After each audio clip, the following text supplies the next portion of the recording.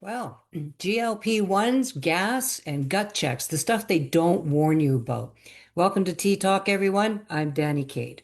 So, you thought Ozempic would just melt the fat away and leave everything else untouched? Chances are someone in your household who's using it can't stop clearing out rooms. And here's why. GLP-1 drugs like Ozempic, Wegovy, and Mounjaro are helping people lose weight, but they're also triggering a range of side effects that nobody seems to be warning us about. So today, we're getting into the gut truth of it all, as well as clearing the air when it comes to the reality behind these meds. So let's start with the basics. GLP-1 medications were developed to help manage type 2 diabetes. They mimic a hormone that slows down digestion and reduces appetite, which helps regulate blood sugar and curbs your cravings. But what started as a diabetes breakthrough has now become the go-to tool in the celebrity weight loss toolbox. People like Oprah, Elon Musk, Amy Schumer, Sharon Osbourne, they've all gone public about using it or ditching it. And while many are shedding pounds, others are losing something else, their digestive peace. So let's talk side effects because what these drugs actually do to your digestive system might surprise you. Their main goal is to delay gastric emptying, which means your stomach empties food into your small intestine more slowly. That's how you stay full longer, but sometimes it slows down too much. And that can lead to gastroparesis, a condition where the stomach muscles basically stop working. And symptoms of that include nausea, bloating, early fullness, and in some cases, vomiting every time you try to eat. Some people can't tolerate solid food at all anymore. There's also ileus, where the intestines stop moving food entirely. And in rarer cases, ischemic bowel, where parts of your gut lose blood flow. Something called, or something that the doctors are calling dead gut effect. And no, it's not drama. That's a documented clinical risk. So let's get into one of the side effects most people won't admit out loud. The gas, that non-stop room clearing industrial strength flatulence. I'm talking concert level sulfurous belching, bloating, farting so extreme it makes you question your life choices. Now, it might sound funny and the butt of many good jokes, but for some, it's become a major quality of life issue. When GLP-1s slow down digestion, it gives our gut bacteria more time to ferment what's in there, and that fermentation process produces gas. So when you eat certain kinds of foods, especially carbs that your gut struggles with, you're basically handing bacteria a buffet.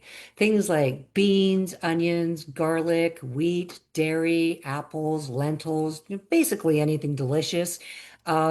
This group of fermentable carbs is often referred to as FODMAPs, also known as bloat fuel for sensitive guts. And because these meds change gut motility and your microbiome, even previously harmless foods can suddenly cause a full body revolt.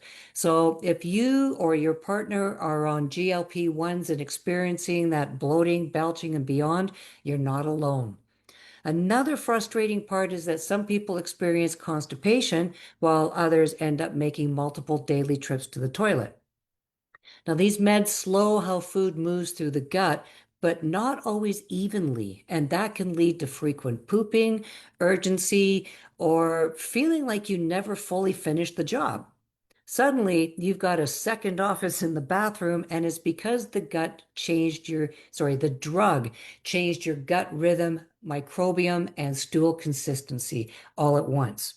And this is what happens when food lingers in a digestive system that lost its rhythm. Now, if you want to survive this digestive crisis without burning every scented candle in your house, here's a few gut-saving strategies for you to try.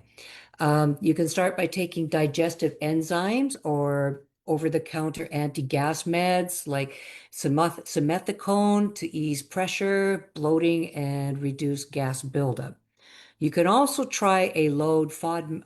I can't talk today again. Sorry, guys. Try a low FODMAP diet to identify which foods are fueling the fire. It could be things like onions, garlic, beans, apples, could be dairy, wheat, even artificial sweeteners can do that.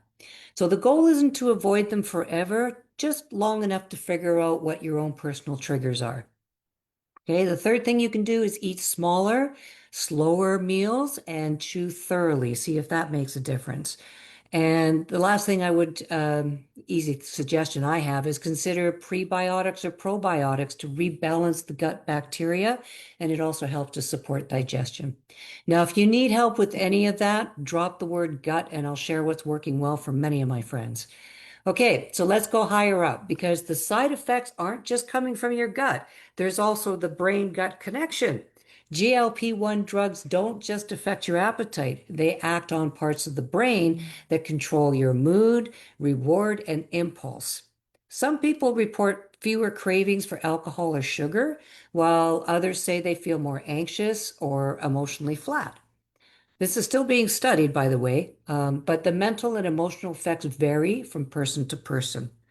Okay, and the next thing I want to bring up is muscle loss. Now, studies are showing that up to 40% of the weight loss on GLP-1s can come from lean muscle, not fat.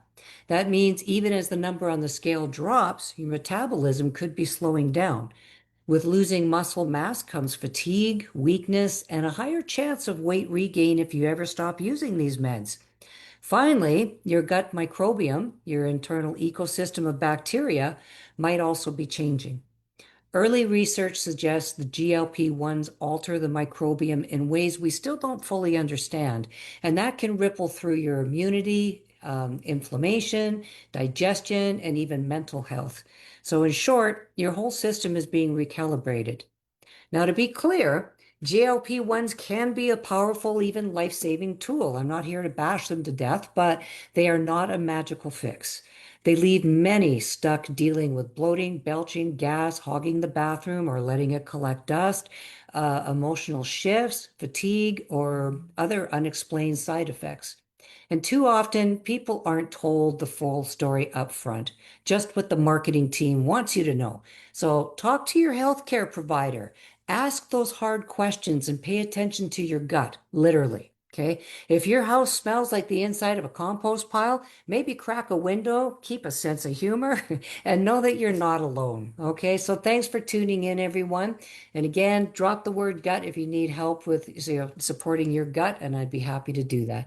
I'm going to be here tomorrow at 1 o'clock, same channel, same station, for my weekly wellness show. And I'm going to be going into protein and some of the benefits of. So I hope you join me for that.